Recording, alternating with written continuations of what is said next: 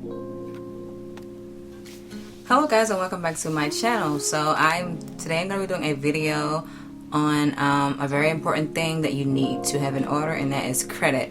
One thing that I've noticed a lot in the black community amongst, all the time, I'm mostly hearing people that don't know anything about credit. They go directly from no credit to bad credit, and then they think that it's like the thing is like rocket science or like a big task. It's undoable to get that credit fixed after they made some mistakes. And I'm here to assure you that depending on what your credit status, how bad or it is, or things you have on there, it can be fixed. You don't have to just keep digging the hole deeper. You need to learn the steps that you need to take in order to repair your credit. So the first thing I'll do, I'm going to pretty much speak from my credit, because I am a college student.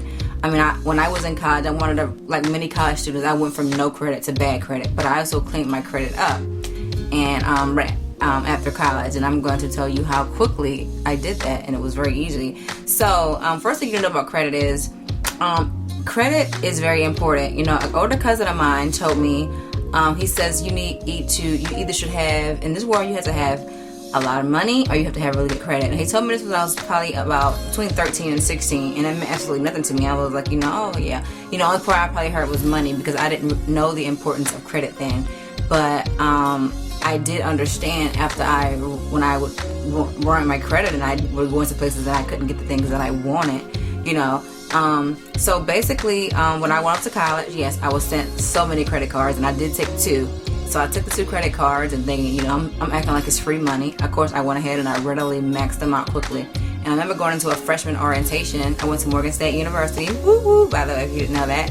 And the professor said, whatever you do, all these credit card offers, make sure you're not taking them. And I was like, oh my God, I already took my credit cards and I've already been shopping on them, because I was just looking at it like, hey, I'm going to be, I only had a part-time job that I worked on the weekends, and that was still back on the Eastern Shore where I lived. And so basically I know I shouldn't be using that, because I didn't have the income to be maxing out the credit card. I think they give us a really small limit, like 2 credit cards, and one had $500 limit and one had a $300 limit.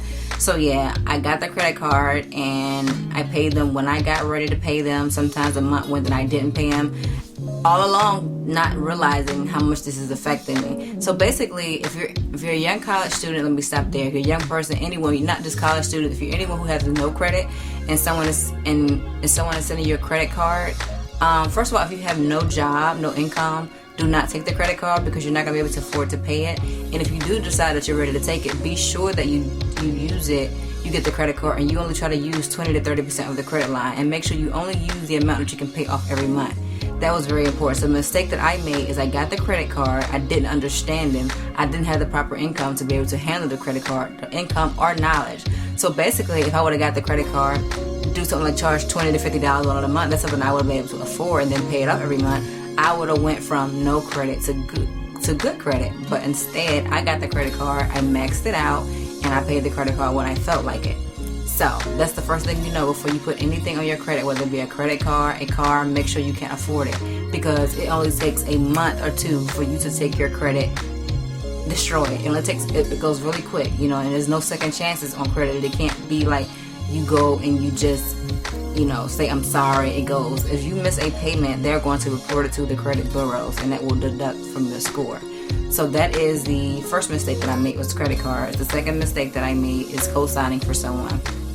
Silly in love, when I was 20 years old, I did sign my name on a vehicle for a boyfriend of mine, thinking I was so in love. Well, hey, I ain't gonna front, that was the first person that I ever was truly in love with, but there was a learning, nothing to cry over spilled milk. It was a learning experience for me. I didn't understand the importance of credit still then, because when that person did not pay, that was also dinging my credit. So credit cards, and also signing for something when I was 20 years old. So basically, I just went on, I remember going in, I applied for a few things and I didn't get it. Still didn't understand why. I'm thinking, oh, my credit is not good, but I still didn't understand good credit, bad credit, or no credit. So I went on through school, just doing things with money, not really, pretty much having the 2 credit cards. I remember the credit cards companies calling me, asking me when I was going to pay. And I was making no big deal, because to me, since my sophomore year, I had my own place, I had my own car. And to me, I thought that the first thing I should be paying is my apartment bills, and then I should pay my car note, things like that were on. I should be paying those. But in reality was, I should have been doing the car note first. But I tell anyone, the most important thing when you're paying in order, be sure that you're going to pay what's on your credit first. For example, if you're in an apartment, pay your credit card first, because an apartment only affects your credit if you, like, for example, move out of your lease early, and then when you break your lease and you don't pay them, so they'll go out to collections and put that on your credit. But if you have a mortgage, that's different. A mortgage is on your credit, so pay that on time every month. Do not miss it. Anything that's on your credit, like credit cards, mortgages, car notes, any kind of loans on your credit, pay that on time. Do not be late with it. That's how you keep your credit good. Now, if you have something like a cell phone bill or a utility bill, things like that, if you need something to be late, make those late, because those things are not on your credit until it gets sent to collection, and missing a month or being late on those is not going to send it to collection. You have to be like way behind, where you just didn't pay them anything and give them any notice, and they'll send it to your credit as well. Another major thing that gets people in trouble on their credit, this also got me, or I learned when I got ready to clean up my credit, was medical bills. Now, when I was on college, I was on my parents' insurance, and my sophomore year I did start to work full-time. I worked for TSA actually full-time while I was in college, and I was also in college full-time, so I had a really stressful, hectic time schedule. And they would always give me these bills. They probably were thinking it was information from my doctor, and I never opened it. I didn't have time to open mail. Like I said, I know I paid my apartment bills and my car note, and that's all I was thinking about. I didn't have time to open mail, because literally I would go from school to work or work to school, whatever my schedule was for that semester, and I didn't have time to open them. But what I realized is that a lot of times those were what you call deductibles or co-pays. So sometimes when I would go to the doctor, to my doctors, they would send maybe a portion that my insurance didn't pay. That would not be the doctor sending me a letter on an update of me. Someone, they might have been saying, okay, this is $20 or $25 that your insurance didn't pay. You need to send the money in. I didn't open that, so I had no way of knowing that. So yeah, medical bills, also do not ignore those. If you get a copay or deductible from your insurance, pay those. Those are things that will sneak up on you. Actually, one of the top things I hear in this country that causes bad credit is medical bills, because those things can add up. I think mostly the uninsured has to go through that, but also those copays and deductible. And really quickly, to talk off subject, anyone that does not have medical insurance, but you guys should, because I know medical insurance is much cheaper now, because I am self-employed. I actually work as a nanny, and I do I buy my own insurance to Care First Food Choice. And when the whole supplement came out, the Obamacare came out, the insurance rates were decreased, because I used to have to pay $175 a month. Now I'm paying like $120 a month, so it is more affordable. So one thing about it is you do have higher deductibles when you have your own when you're self-employed and pay your own insurance. Like when you work for an employer, your deductibles are pretty much like really low, or you don't have the deductible at all. And a deductible is a portion of the bill, basically, like what the insurance is in place. Pretty, maybe like 50% or 40%, depending on what. It'll be a breakdown of whatever insurance you choose, but definitely go ahead. And another thing, if you're sick and you go to the emergency room and you don't happen to have any insurance still yet. Also, I always ask to talk to the financial department when you get a medical bill, because there are also financial information, and depending on your income, they will reduce your bill. Because once when I was when I was without insurance, at one point I had to go to the emergency room, and they completely, I was on unemployment at the time, and they completely took care of my bill for me. I had to go to the hospital. I was sick, and they my bill was like $800, and they paid the entire bill. So just write a letter, and there's some people are, you don't do your research and you don't pay attention. So pretty much I went to the hospital's website and I learned about the financial aid that they offered for your bills. And so I was surprisingly, they expect them to just take some off, but they paid their entire bill. So always look for that if you don't have insurance, because your medical bills can definitely get sent to collections and you just forget about them and they will mess up your credit. So those are all the things that I'm telling you to help keep your credit up. Now, for those who had messed their credit up, like I did in my early 20s, I'm going to tell you how I corrected it. So basically, I actually got married when I was 25, and of course, we're starting off planning our future together, and I needed to, we were talking about credit to each other. So he didn't have a lot of things on his credit, and I looked at my credit, and this when I found all the medical bills, and of course those credit cards that I had jacked up. The 2 credit cards were on there, and so yeah, my credit score was pretty low. I think I was like a 520 or something like that. So what I began to do, I just got on the internet, I researched it. Google is your best friend. I got out there and I researched how to clean your credit report. I didn't go trying to pay all these gimmicky companies about, I can clean your credit, la la la. I did my own research. There are several free websites that will give you your credit report for free. Or if not free, there will be one that will give you a credit card for very cheap, like $20. They'll tell you to enroll in something, but you don't just enroll in it for that 30 days. And before that trial's up, make a note to yourself and be sure you call and cancel whatever the offering so they don't bill you every month. So pretty much I pulled my credit report. I seen everybody that I needed to pay. The first thing you do is you call the companies and try and negotiate. I called the companies, most of the medical bills, and I said, look, I was a college student. I was not aware of these bills. And what I would like for you to do is if I agree to pay these bills, will you please send it to the credit reports and take it off my credit report? I had probably about 5 medical bills, and all but one agreed that if I paid them, they would take it off. So a lot of them sometimes will say no, but just ask. So, knowledge is everything. So basically I asked all of them, if I send you the check right now, will you take it off? And they did, all except one. And that was great. As far as the credit cards, I went ahead and I paid those off because another thing, creditors like to see if you have paid the bill off. The car that I told you that I signed off for someone, I did call and try to negotiate them. I actually offered them to pay them a percentage to take it off her. And will they just, make it, pretty much I was asking for a settlement, for the car I signed up for someone, and they didn't want to agree to settle. So I pretty much just waited the entire time and let that fall off, because anything that you do in your credit falls off after 7 years, because that's another thing I would tell you about do not sign for anyone. Let me tell you, unless it's your spouse, do not sign for anyone. If you have money to loan them, just give it to them, because suing someone is like the easy part and winning. I had all my documentation. I went to court and I sued the person that I signed for and I won, but that's the easy part. If you have a person that you don't know where they work, or they work here and there, or they working under the table, it's going to be hard to get your money. So you don't have the resources to go do all that finding their employment. So yeah, when I won, the judge said, yeah, winning is the easy part. Now collecting your money is going to be hard. And he's right. So I never got to collect my money, but I just went ahead and I was refusing to pay that. So I just let it fall off my credit. And like I said, I was 20 when I did that. So, by the time I was 25 when I started to clean my credit, I only had about 2 more years. So it fell off and I was about 27. So yeah, I negotiated all those things. So I had the credit cards, I just paid them off. And yeah, like I said, all that stuff happened. I got the credit cards when I was 18. So by the time I was 26, 27 too, all of those fall off. I had fall off. So that was great. So basically, call your creditors, anything, pull your report first of all. Every year you should be pulling your credit report. Some people can pull twice a year. I pull mine, pull once a year to know. So basically, yeah, like I said, I was like a 520, but so 25 I pulled, and I see most of the stuff that was falling off. I called like I said, the medical bills, negotiated with them, paid that stuff off.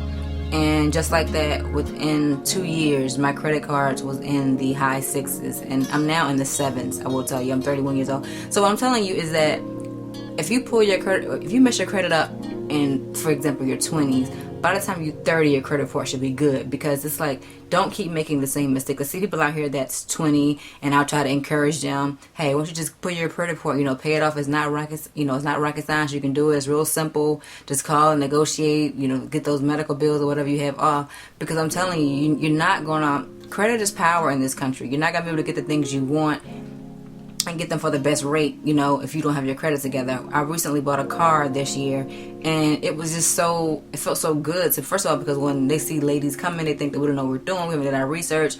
Well, actually, I did know exactly what I was doing. I did my research. I had my money pre-approved already, and pretty much I negotiated the price, and they thinking like, oh, we're going to get her on the back end with financing. But I had my financing already, and my financing was so great from my credit union and having superior credit that, they couldn't match it. And I had negotiated, got an excellent deal, and I was able to, just, not tell me you give me what you want me to have, but kind of like, I'm running the show.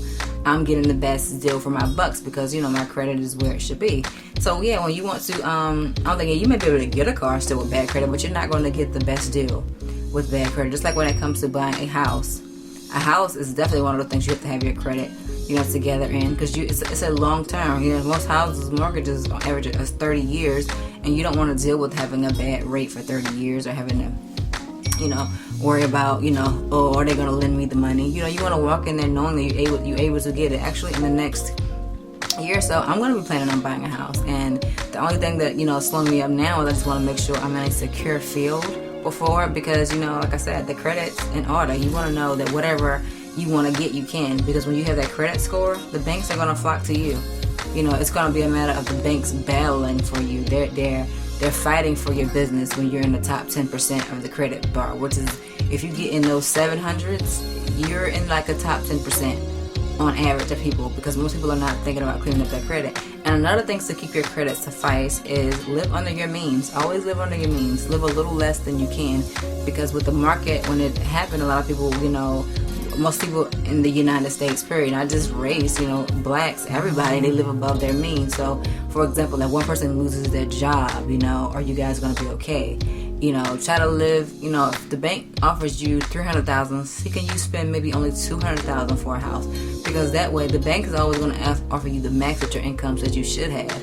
So, yeah, always try to spend a little bit less. So, therefore, if income changes or something like that, you'll be able to have enough money in your savings to kind of even things out. Because so many people, unfortunately, have went from great credit to like poor credit, not because they were naive on credit, but because if somebody loses their job or something, you know, a family crisis happens, then you can't pay the bills on you can't pay your credit cards or the minimum balance, or you can't pay your mortgage. And like I said, the creditors don't want to hear that. They're not understanding it's, oh, someone's sick, someone died, you lost your job. All they want is their money. And so you can literally go from good credit to bad credit in a matter of a month or two if you are not careful. So I just want everybody to know that get your free credit report out there. If you whatever age group you're in, if you're not working, don't be taking any credit cards. And yeah, manage your credit and budget your money. You know, if you're budgeting your money, living underneath your means, there's no reason you should be able to clean your credit up and get things the way, you know, in order. I mean, I'm telling you, I did it in a matter of 2 years. I cleaned, you know, my credit up. I went from poor credit to superior credit in like 2 or 3 years. So you can do it. You don't have to go pay some scheming marketplace to fix your credit or anything like that. It's just do research. You know, it took me to be 25 to sit around. And I know it's not fault of a lot of people, but you have to, you know, like my stepdad had great credit. Now, my mom never worked, so her credit was never, you know, anything to talk about. But he, you know, he never sat down and say, oh, never get a credit card or never do ABC. No one ever talked about it to me. So it's something that I just had to go out, and it's part of growing up, doing your research. Basically, I had no business getting a credit card because I knew nothing about credit. So I'm not going to blame anyone for not teaching me that. It would be nice if schools would start putting that in school. I think that's very essential for young adults to know about their credit, so more people will get a chance to go from good credit, from no credit to good, as opposed from no credit to bad. Because, you know, everybody doesn't have families that can. I worked in the banking industry for many years, and I know a lot of college students will go out there and get those high interest, and they do give us a higher interest as college students.